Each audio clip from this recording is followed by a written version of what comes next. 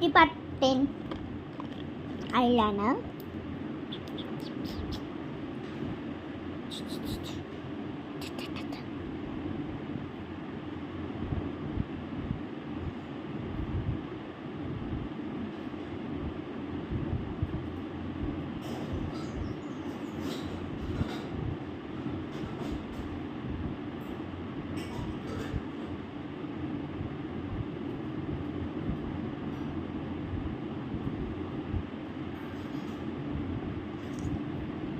শুকাতে দিই। ধরো এটা আমি শুকাই দিদি হয়েছে। তো এটা শুকায় গেছে, দেখুন কেমন ভালোই। তো এবার এই আইটাও করে নিই।